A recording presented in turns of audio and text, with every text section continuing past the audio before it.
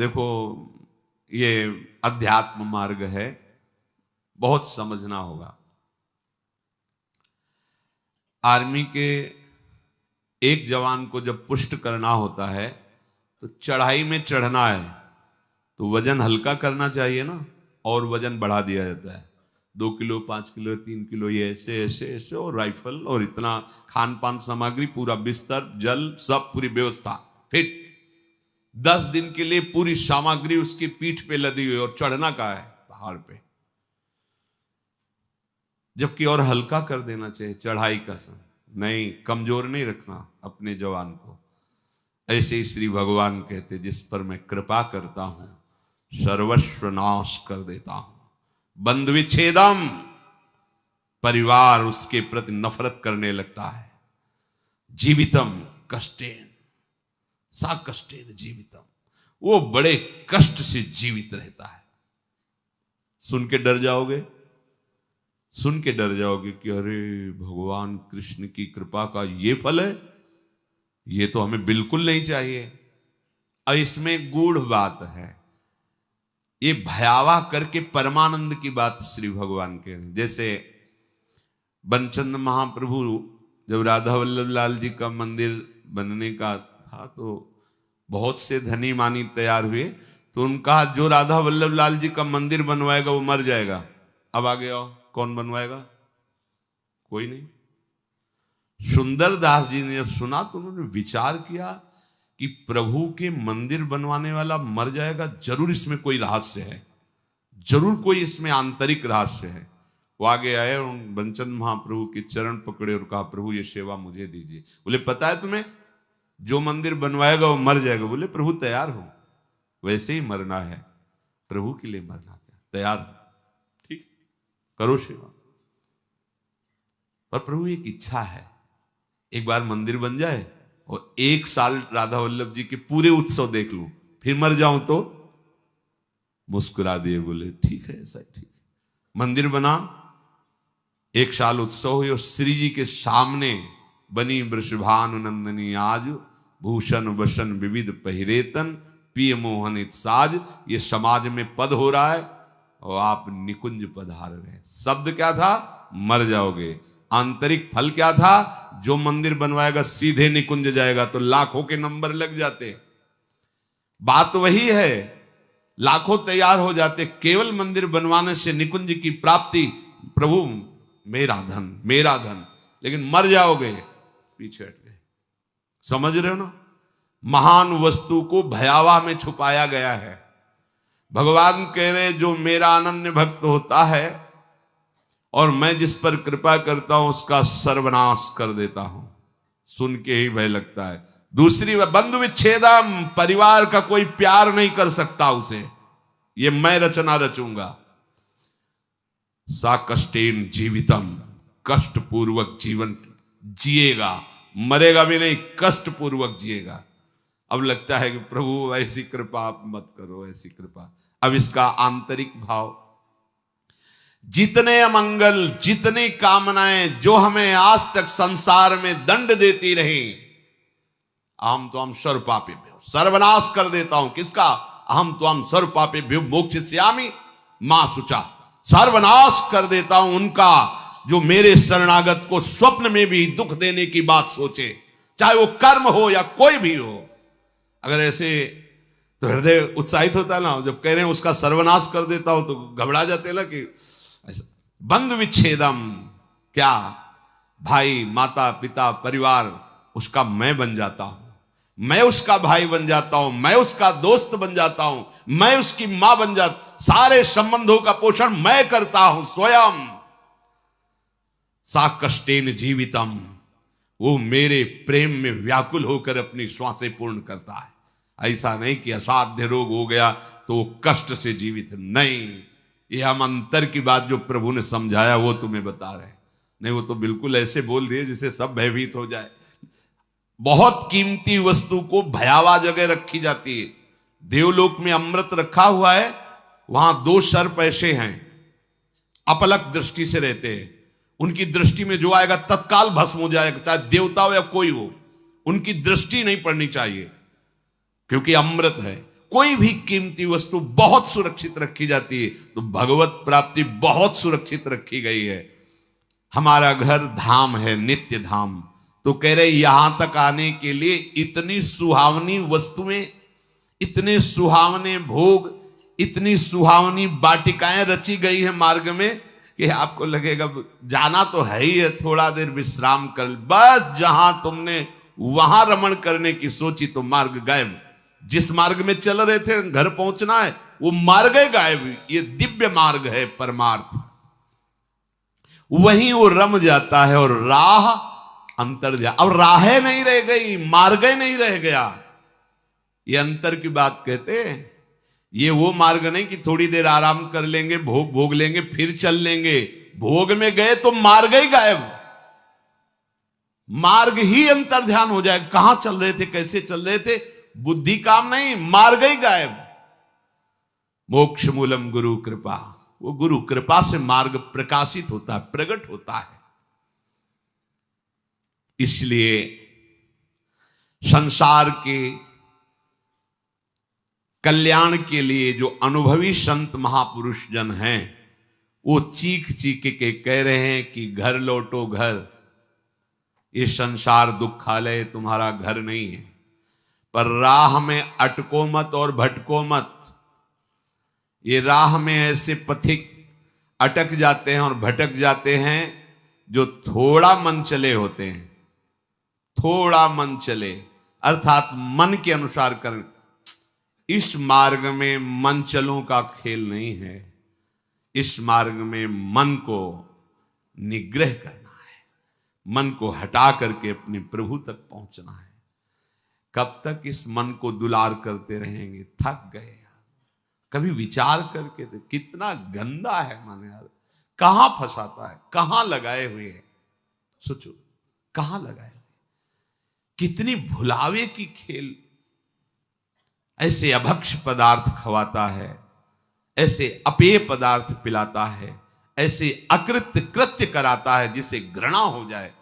पर ये माया ऐसा आसक्त कि उसी में वो जीना, उसी में सुख, उसी में वो आनंद का अनुभव करना चाहता है।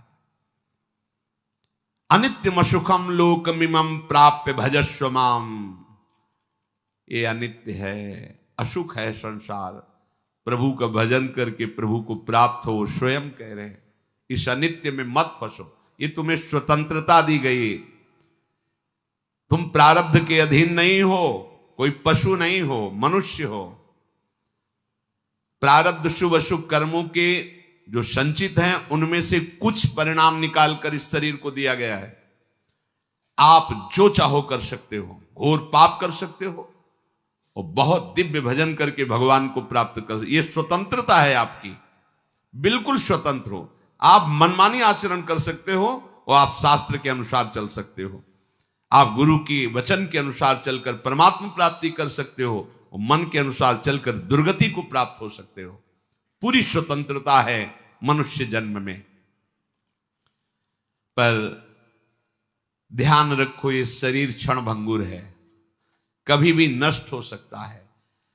संसार के चाहे जितने पदार्थ और पद समेट लो, तुम्हें कभी शांति नहीं मिलने वाली। देखो, आप लोग तो कुछ ही लोगों से मिलते हैं। हम बचपन से भगवान के शरणागत मार्ग में रहे, तो कानपुर महानगर है, एक से एक पदाधिकारी, धनी, फैक्ट्रियों के बड़े बड़े मालिक ऐसे मिले हैं, जिनके पीछे 10-10 गाड़ियां चल रही, लोग गनर अंगरक्षक के लिए रखे, बड़ा वैभव। और जब एकांत में मिले हैं, उन्होंने अपनी बात कही है, तो एक साधारण पुरुष से भी ज्यादा वो अशांत है। एक किसान आराम से मेहनत करके 4 रोटी खा के सो जाता है, उनको नींद भी नहीं आती। ऐसे परिवार में कलह है, वैभव इतना है, ऐसे परिवार के आचरण को देख देख के जल रहा है, अशांत हो रहा है। क्यों? फिर सिद्धांत गलत हो जाएगा। भगवान से विमुख को स्वप्न में भी शांति नहीं मिल सकती। आप लोग तो अब आपके सामने जब उतरेंगे तो आपको तो लगेगा ही कि 10 गाड़ी पीछे चल रही। इनके एक मैदा फैक्ट्री के मालिक आते थे, इनके 10 मैदा फैक्ट्री थी। कैसी उनका वैभव। पर जब एकांत में बात करते तब हृदय यही कहता, ओहो, भगवान से विमुख होने के कारण देखो सब कुछ है लेकिन कुछ नहीं है। जिसे शांति कहते हैं, जिसे सुख कहते हैं, जिसे विश्राम कहते हैं, वो नहीं।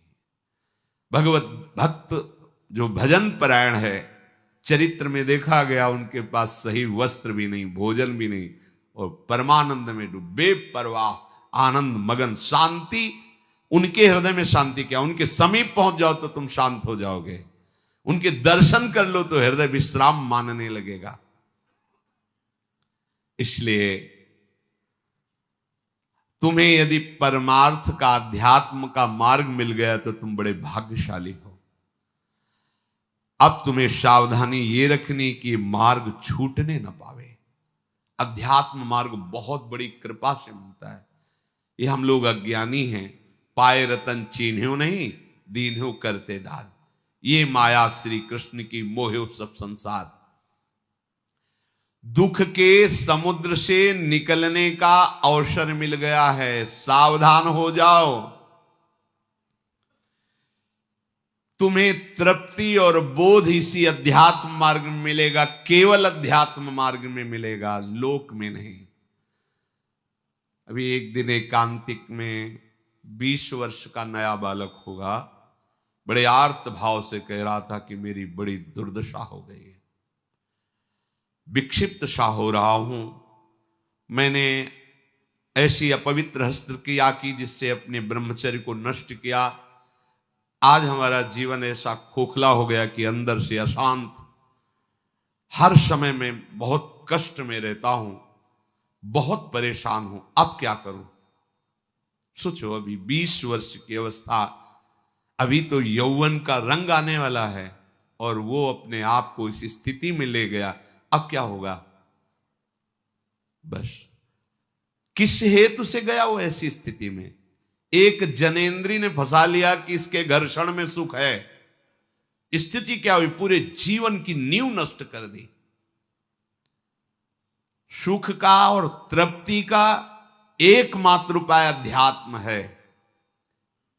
देखो, पूर्व इतिहास में, शास्त्रों में पाया गया, चाहे राजा का राजकुमार हो या किसी गरीब का लड़का हो, दोनों गुरुकुल में एक समान रहते थे। गुरुकुल में 20 वर्ष 25 वर्ष तक शास्त्र शिक्षा, ब्रह्मचर्य, संयम, नियम, फिर अपने अपने अधिकारानुसार गृहस्थ धर्म या विरक्त धर्म का अनुसरण। तो गृहस्थ में भी रहते हुए वो महात्मा ही रहते थे, क्योंकि उनकी नींव बन गई है। आज हम सुख की लालसा से अपने को ऐसा नष्ट किए दे रहे, पर सुख अध्यात्म में है, इस दुखद संसार के मार्ग में नहीं। तृप्ति का बोध अध्यात्म में मिलेगा, भोगों में नहीं। खुल के समझ लीजिए। नए नए बच्चे हैं, सर्च करते हैं तो उनको ऐसे सूत्र हमें दिखाए। जब ब्रह्मचर्य के विषय में चर्चा हुई थी तब वो साइड में ये लोग पढ़े लिखे दिखाए कि देखो ये क्या बोल रहे हैं। वो बोल रहे हैं, जब तुम्हें कोई फ्रस्ट्रेशन दो क्या आवे तब आप ऐसा कर लो, बड़ी शांति मिलेगी और आपका खून बढ़ेगा। नए नए बच्चों को लगा कि सुख भी मिलेगा और स्वास्थ्य भी बढ़ेगा और फ्रस्ट्रेशन भी जाएगा, मतलब लाभ है। सर्वनाश कर दिया इन अज्ञानी लोगों ने, सर्वनाश कर दिया। ये उन महात्माओं के वचन हैं जो जीवन में अनुभव किए हैं। जो विषयी पुरुष भोगों को सुख मानता है वो निर्णय कर सकता है जीवन उज्जवल कैसे बनेगा, बलवान कैसे बनेगा। बिना संयम के, बिना नियम के आज तक कोई बलवान बन पाया है। कैसी दुर्दशा बच्चों की हो रही। छोटे छोटे बच्चे जिनका भविष्य उज्जवल होना है, तेजस्वी होना है, जो हमारे देश के काम आवे, जो हमारे समाज के काम आवे, वो अपने शरीर की ऐसी दुर्दशा कर ली कि वो खुद जीने के लिए परेशान है। तुम्हारे समझ में नहीं है तो हमारे पास आते हैं तो बताते हैं नई नई अवस्था की क्या हुआ। सुख की खोज गलत जगह। अध्यात्म में सुख है, सच्ची मानिए। ब्रह्मचर्य एक वो महान आशीर्वाद है भगवान का। आपसे कोई और साधन न बनता हो, यदि ब्रह्मचर्य है, एक अपार शीतलता, कोई भी रोग तुम्हें परास्त नहीं कर सकता। सच्ची एक नवीन उत्साह, बुखार है, किडनी फेल है, दर्द है, एक नवीन उत्साह, एक नवीन बल तुम्हें कहीं झुकने नहीं देगा। सोचो, जिसके निकलने में तुम सुखानुभव करते हो, उसको रोकने में कितना महान सुख होगा। पर ये बातें ना तो स्कूलों में बैठ के समझाई जाती हैं, क्योंकि यह अध्यात्म मार्ग की नींव है। और आजकल सुविधाएं ऐसी बन गई, संसार के सुख का दर्शन, संसार के सुख का ही आकर्षण। तो छोटे छोटे बच्चे सब, अब ये आगे चलकर क्या इनकी जीवनी होगी। जिसके जीवन में संयम नहीं है, व्यभिचार प्रवृत्ति आ गई है, चाहे स्त्री हो या पुरुष हो, स्वप्न में भी सुख प्राप्त कर सके असंभव। शुभगति व्यभिचारी की कभी शुभगति सवाल नहीं उठता। अरे बाहर मरने के बाद जो होगा उसकी बात जाने दो, जीते जी तुम जीने लायक नहीं रहोगे। यदि ब्रह्मचर्य के साथ खिलवाड़ करोगे तो जीने लायक नहीं रहोगे। देख लो परिणाम आत्मवंचित करने वाला होता है। मान जाओ, ये खिलवाड़ बंद करो। गृहस्थ धर्म में शास्त्र आदेश है संतानोत्पत्ति के लिए। बार बार हम प्रार्थना करते हैं, यदि आप कुछ वर्ष ब्रह्मचर्य रहकर नाम जप करें, फिर संतानोत्पत्ति की सेवा भगवान की सृष्टि वर्धक, तो आप देखेंगे आपका पुत्र तेजस्वी, बलवान, बुद्धिमान, धर्म का पालन करने वाला। जब आप ही व्यभिचारी हैं तो आपकी संतान क्या होगी। आप ही धर्म भ्रष्ट हैं तो आप क्या प्रकट करेंगे। जहां मां की महिमा का वर्णन किया जाता है कि पहला पद इस सृष्टि में सबसे बड़ा मां का है। एक सन्यासी भी जब मां को देखता है तो दंड सहित साष्टांग दंडवत करता है। पिता उसको साष्टांग दंडवत करता है, लेकिन मां को वो साष्टांग दंडवत। मां के सामने कोई दूसरा पद नहीं, सबसे पहला पद। जब हमारे पवित्र आचरण नहीं होंगे तो हम क्या अपने बच्चों को शिक्षा दे देंगे, क्या उनको आगे बढ़ाएंगे। अध्यात्म का परिचय ही नहीं तो हम क्या बताएंगे। भोगों में तृप्ति आज तक किसी को नहीं मिली, यही भगवत प्राप्ति में सबसे बड़ी बाधा है। ज्यों ज्यों तुम भोग भोगोगे वैसे ही वैसे भोग आसक्ति बढ़ती चली जाएगी। इसलिए संतों का अनुभव मान लो, विषयान विषवत त्यज्य, भोगों से डरो जैसे विष से डरा जाता है। देखो अज्ञान की वृत्ति, जैसे अपने लोग संत वेश में हैं, भगवत मार्ग के पथिक है, हमारे सामने मदिरा की बोतल रखी जाए तो कैसा, जानते नहीं मैं साधु हूं। और अगर भोग की बात हो तो कैसा। उत्तर अपने आप से ले लो, दूसरे के उत्तर देने की जरूरत नहीं। हमारे सामने मांस रखे तो कैसा, एकदम बिगड़ जाएंगे। त्याज्य घृणित वस्तु आसुरी भाव की हमारे सामने रखते हो। और अगर भोगों की बात आए तो क्या वैसे ही हमारे अंदर बात आती है। त्याज्य विषय को हमारे सामने चर्चा, अलम विषय वार्तया नरक कोटि बीभत्सया, कैसा होता है। क्या हमारे सामने जो त्याज्य वस्तुएं आती हैं हम कभी उनको पाने की इच्छा भी करेंगे क्या। विष के समान हम मदिरा को देखेंगे, मांस को देखेंगे तो उसी कोटि का है हमारे लिए वो भाव विषय भोगों का। उसको तो हम अलग करके देखते, अरे नहीं ये कैसे हम पी सकते हैं, कैसे और वो बड़े शौक से हमारा मन राजी हो जाता है। नहीं, ये भुलावा है, सावधान, एक ही कोटि है, एक ही लाइन में रखा गया है। यदि परमार्थ अध्यात्म के पथिक हो तो ऐसा नहीं। भोगों को संतों ने कहा यदि अध्यात्म मार्ग में चलना है तो विषयान विषवत त्यज्य। जैसे विष को हम खा नहीं सकते, चाहे सुंदर रबड़ी में डाल के दिया जाए या खीर में डाल के दिया जाए, कोई हमें कान में बता दे कि विष है, इसमें विष मिला है, बस अब हम खा नहीं सकते, चाहे हाथ जोड़े चाहे पैर जोड़े। गुरुजनों ने कहा कि विषय विष से भी बड़ा भयानक है, मत भोगना। फिर हम ये बात क्यों स्वीकार नहीं कर पाते? जैसे रबड़ी में बहुत रति है, पर आके कोई बता दे इसमें विष मिला है तो बिल्कुल नहीं खा सकते, जबरदस्ती खवाना चाहे तो नहीं खा सकते। पर विषय, शास्त्र और गुरुजन कह रहे हैं विषयान विषवत त्यज्य। विषय बड़ा भयंकर विषय। विष तो एक शरीर नष्ट करता है, विषय तो अनेक जन्मों तक संस्कार विषय के फैला देता है। फिर हम राजी क्यों हो जाते हैं? क्या बात है? क्या गुरुजनों के अनुभवों पर हमारा विश्वास नहीं, या हम अध्यात्म मार्ग के पथिक नहीं?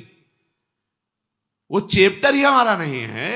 हमारा मार्ग अध्यात्म मार्ग है। चाहे गृहस्थ हो चाहे विरक्त हो, एक पत्नी व्रत धारण करने वाला गृहस्थ ब्रह्मचारी ही माना जाता है। जो केवल संतानोत्पत्ति के लिए गृहस्थ क्रिया करता है उसे ब्रह्मचारी ही माना जाता है। नाम जप करते हुए अतिथि सेवा, परिवार का पोषण, वो साधु ही माना जाता है। हमारे मन में जो भोगों की स्फुरणा होती है उसके कई कारण होते हैं। एक तो होता है संचित पाप राशि जो पूर्व में जमा है, प्रायः इसी से भोग स्फुरणाएं होती। दूसरा संग से होती। आपकी पाप राशि से स्फुरणा ना हुई तो कोई भोगी पुरुष ऐसा मिला, परमाणु होते हैं। पूज्य श्रीधर बाबा की कुटिया में जब जाते थे, आप सच्ची मानिए, घुसते ही ऐसा लगता जैसे मशीन फिट कर दी गई हो। मंत्र एकदम रफ्तार से चल पड़ता। और जे 8 बजे रात्रि के जाते थे चरण चापने, जे ही उनके चरणों को स्पर्श करते, ऐसा लगता हम किसी दिव्य भावलोक में बैठे हैं। क्यों? उनके परमाणु। नाम जापक संत, रात दिन नाम जापक, ऐसे परमाणु उनकी हर वस्तु में, कोई भी वस्तु उनकी छुओ के एक दिव्यता थी उसमें। ऐसे ही जैसे वो रात दिन भजन में लगे तो उनके हर वस्तु में परमाणु, ऐसे ही रात दिन जो भोगों में लगे उनकी हर वस्तु में भोग के परमाणु हैं। सावधान, उनके आसन पर बैठना, उनकी थाल में पाना, उनका स्पर्श होना, उनका संभाषण होना, उनसे मित्रता करके उनका चिंतन करना, ये भोगों को बढ़ावा देना होगा। इसी को विपरीत देखो संतों के प्रति, उनके समीप बैठना, उनका जूठन पाना, उनको देखना, उनसे संभाषण करना, भजन का बढ़ावा होगा। देख लेना। पूर्व संचित पापों से जो स्फुरणा होती है उससे बहुत सहजता में बचा जा सकता है, लेकिन प्रगट कुसंग से जो स्फुरणा होती है इससे बचना बड़ा कठिन होता है। पूर्व पापों से स्फुरणा सबके हृदय में होती है जब तक भगवत साक्षात्कार नहीं हो जाता। वो बार बार आकर्षित करता रहता है संसार का राग। और अगर कहीं कुसंग मिल जाए फिर क्या कहना है? फिर तो जो स्फुरणा थी संकल्प बनेगा, संकल्प क्रिया बन जाएगी, क्रिया होते ही अध्यात्म अंतर्ध्यान हो जाएगा, अध्यात्म मार्ग ही नहीं रहेगा। इसलिए कर्म राशि की तो तुम चिंता मत करो, उसे तो भस्म करने के लिए शरणागति समर्थ है। लेकिन कुसंग से बचने के लिए तुम्हारे ऊपर पूरा भार है। कुसंग से तुम बचो। बरुहल बास नरक करताता, दुष्ट संग जनि दे विधाता। गंगा किनारे भ्रमण जब कर रहे थे तो तरी घाट है, उसके आगे हम जा रहे थे। नया शरीर और वैराग्य, ना कमंडल, ना बिस्तर, ना कोई, भीषण सर्दी का समय। एक मार्किन नीचे पहने लाल रंग से गेरुआ, बस लंगोटी, और एक मार्किन बस ऊपर, कोई नहीं, कोई कमंडल नहीं, कुछ नहीं। रोम रोम हर समय सर्दी से व्याप्त रहता। भोजन की व्यवस्था जहां ठाकुर जी कर दे। तो माह के महीने में रामनगरिया लगती गंगा किनारे। जैसे माघ मास में वहां प्रयाग में, ऐसी जगह जगह मान लो 10,000 फिर 10,000, ऐसे 2-4 किलोमीटर ऐसे ऐसे नगर जैसे बन, रामनगरिया उनको कहते हैं। किनारे से चलने पर वो मिलते हैं। तो एक महात्मा जिनकी पोशाक बहुत अच्छी लग रहा था, सुविधाजनक जीवन है, वो देखा, बड़े बुजुर्ग अवस्था के थे। उनका, हे महात्मा, देखने से ही लग रहा है कि तुम गंगा की परिक्रमा दे रहे हो। परिक्रमा तो नहीं, पर गंगा किनारा ही हमारा जीवन है। बोले आओ 2-4 दिन रुक लो। पूरा रामनगरिया सब अलग अलग तंबू लगे, जैसे प्रयागराज में ऐसे बड़ी व्यवस्था, बड़े ऊंचे ऊंचे ऐसे गद्दे और तंबू, क्योंकि बहुत सर्दी गंगा किनारे तो और पड़ती है। हमें भी लगा चलो संत भगवान 2-4 दिन के लिए कह रहे, रुक जाते। जो ही रुके 12 बजे कितने प्रकार के भोजन, खीर, ये वो, जहां रोटी भी नसीब नहीं हुआ। हम कहा चलो भगवान की बड़ी कृपा, 2-4 दिन जो है दोपहर में पाया। रात्रि में उन्हीं के पास शयन किया, बड़ा तंबू था ऐसे वैसे। दूसरे दिन सुबह 8 बजे के करीब जलेबी का भंडारा था, फिर राजभोग अलग। खूब ऐसे पुण्यात्मा जन करते रहते हैं। पास में और भी ऐसे शिविर लगे थे उनके निज जनों के। तो उनमें से एक प्रणाम योगी है, वो जलेबी का भंडारा संतों के लेकर, वो स्वयं लेके आए, पवाया और कुछ भी हम कब भेंट लेते नहीं। और जलेबी प्रिय वस्तु, मीठा खूब अच्छे से अच्छा, पहले ये था कि पता ले आज मिला है, कई दिन ना मिले, कभी गैस की गोली नहीं खानी पड़ी, चाहे जितना पालो, 2 दिन 4 दिन नहीं मिला, सब पच गया। अब जीव ही पा करके थोड़ा ही समय हुआ, पहले दिन का राजभोग, दूसरे दिन का ये बाल भोग जलेबी। वो जलेबी बाल भोग क्या राजभोग जैसा है, गरम गरम जलेबी, जैसे नशा चढ़ता है ऐसे दिमाग में बस। तो उनमें एक बहुत सरल और वास्तविक साधु स्वभाव के थे, वो केवल सेवा में ही रहते थे महंत जी की। उनसे हमने पूछा, उभय वृद्ध थे, हम कहा कल से आज तक हमारी भावना में बड़ा परिवर्तन हो गया। तो उनका, महाराज क्षमा करना, आप जिस मार्ग में चल रहे हो वो ये मार्ग नहीं है, वो ये मार्ग नहीं जो आप स्वीकार कर लिए। हम कहा अच्छा, तो सोचा 1-2 दिन। बोले नहीं महाराज, आप नहीं समझ रहे हो। और बताया कि जो जलेबी खवाई वो कैसे आचरण कैसा। बस कुछ उठाना धरना तो था नहीं, 2-3-4 दिन जहां भूखे रहे अपने आप ठीक हो गया। अन्न का कुसंग, व्यक्ति का कुसंग, ये परमार्थ की राह को भटका देता। उपासक को सदैव ये देखना चाहिए कि मेरे मन की स्फुरना कहां है, प्रियालाल के प्रति है, भोगों के प्रति। यदि भोगों के प्रति हो रही तो त्रुटि कहां है, पूर्व पाप संस्कार से हो रहे हैं या कहीं कुसंग हो रहा है। पूर्व पाप संस्कार स्फुरना देगा, ना कि आपका नाश, ध्यान रखना। और कुसंग स्फुरना ही नहीं देगा, नाश कर देगा। इसीलिए बल उभर बास नरक करता था, दुष्ट संग जनि दे विधाता। साधक ये बातें समझ नहीं पाता है, फिसल करके ऐसे गिर जाता है। बहुत सावधानी की आवश्यकता है। हर समय अध्यात्म मार्ग पर आपकी दृष्टि बनी रहे। देखो, यदि साधक सावधान नहीं रहेगा तो फिर नया कर्म बना, फिर पुरानी स्फुरना और नया कर्म मिलकर के नवीन चक्र की रचना, जन्म मरण की। इसीलिए मुक्त होना बड़ा कठिन हो जाता है। यदि आप, बहुत ध्यान देने योग्य बात है, शरणागत होकर भजन कर रहे हो, अध्यात्म पर दृष्टि रखें, तो चिंता मत करो, आपकी पूर्व कर्म राशि ये भगवान आचार्य नष्ट कर देंगे, कटी कर्म बंधन से। पर यदि आप नवीन कर्म फिर वैसे ही कर रहे हैं तो विश्वास मत रखना कि पीछे का और आगे का दोनों जोड़ करके भोगना पड़ेगा। पीछे की कर्म राशि तब नष्ट होती है जब अवलो नशानी अब ना नशे हो। आज तक किया, पर आज के बाद चाहे प्राण निकल जाए, आज के बाद नहीं। निहाल हो गए, आज ही निहाल हो गए, आज ही निहाल हो गए।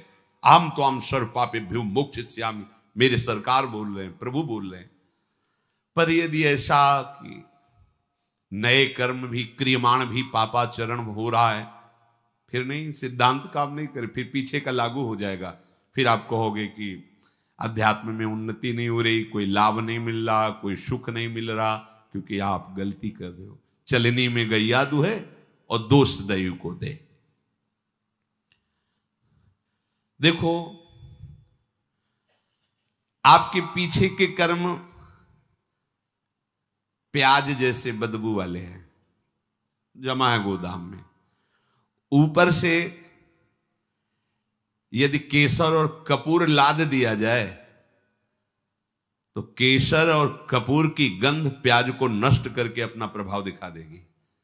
नाम जब कीर्तन कथा वार्ता, यह है केसर कपूर। लाद दो अपने पूर्व पाप के ऊपर, भगवान नाम का वजन सब दब जाएगी, उसकी दुष्प्रवृत्तियां नष्ट हो जाएंगी।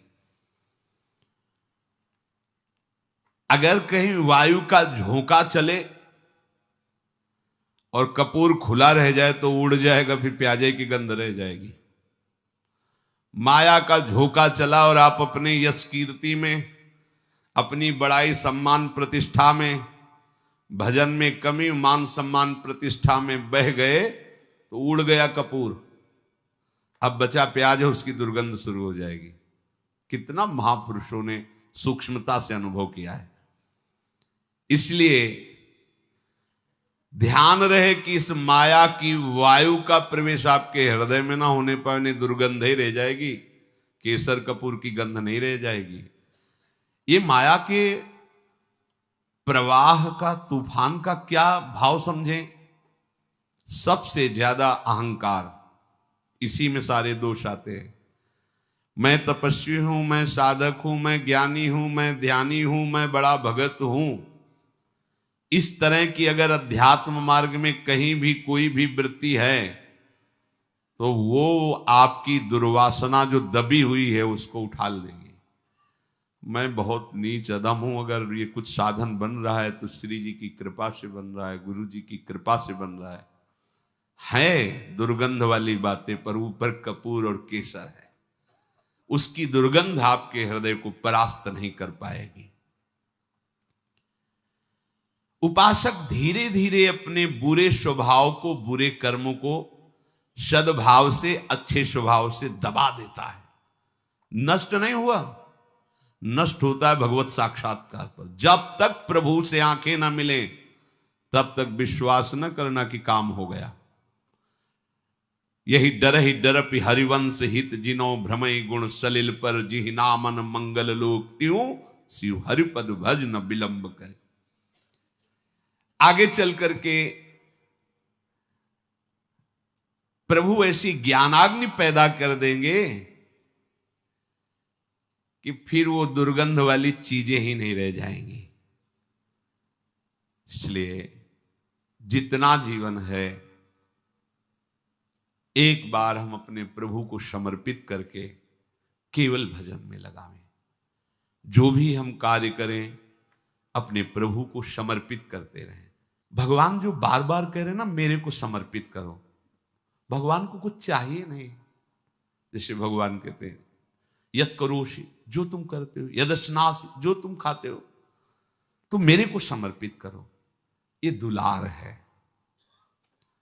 जब हम किसी वस्तु को प्रभु को समर्पित कर देते हैं तो हर वस्तु में बांधने की सामर्थ्य है माया की।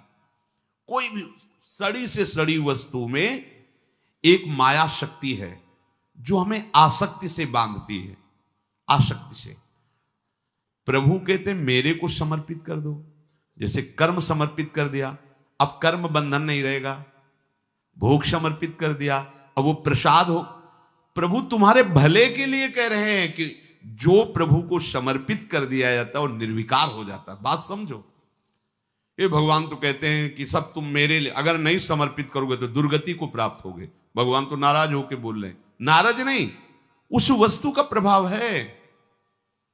कोई भी कर्म, कोई भी यहां की वस्तु सब बांधने वाली है। समझो पहले, सब बांधते, कोई भी व्यक्ति सब बांधता है। अपने राग से सब मुझे बांधते हैं।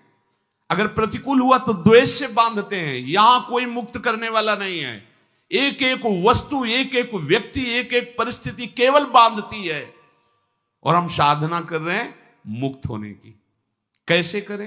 भगवान करे चुपचाप जो कर्म करो मेरे को समर्पित करो। इसका रहस्य क्या है? वो कर्म तुम्हें बांध नहीं पाएगा। जो पानी भी पियो तो समर्पित करके, क्यों? क्योंकि तुम्हें बांध नहीं पाएगा, तुम मुक्त हो जाओगे। प्रसाद सर्वानंद प्रदान करने वाला होता है। तो हम लोग कहीं ऐसा न समझे कि श्री भगवान कह रहे कि तुम अपना कुछ मत मानो, जो अपना माना हुआ है वो मेरे को समर्पित कर दो, क्योंकि वस्तुता उन्हीं का है, अपना तो कुछ है नहीं। और जब हम ऐसे भाव से चलते हैं तो कोई भी वस्तु, व्यक्ति, स्थान हमें बांध नहीं सकता। जब बांध नहीं सकता तो हमारी स्थिति क्या हो गई? जीवन मुक्त। अब चाहे जैसा पदार्थ हो, चाहे जैसा व्यक्ति हो, चाहे वो बांध ही नहीं पाएगा। जब प्रभु को समर्पित जीवन हो गया तो अब तुम्हारा जीवन जीवन मुक्त हो गया। इसीलिए भगवान बार बार कहते अहम सर्वभव यज्ञ भोक्ता, मैं यज्ञों का भोक्ता हूं, समझ तू, मैं ही भोक्ता हूं। जैसे आप प्रसाद पा रहे हो, तो जब हम प्रसाद पाते हैं ना, तो पहले श्री जी को बाहर भोग लगाया, फिर हम एक एक कवल में अंदर लगाते हैं। हृदय रूपी सिंहासन में हमारे प्रियालाल विराजमान है और वो पा रहे हैं एक एक कवल। जो भी खाते पीते हैं, हृदय मंदिर में मेरे प्रियालाल विराजमान है, वो पा रहे हैं। ये मुख उनके पवाने के लिए, हम भोगता नहीं।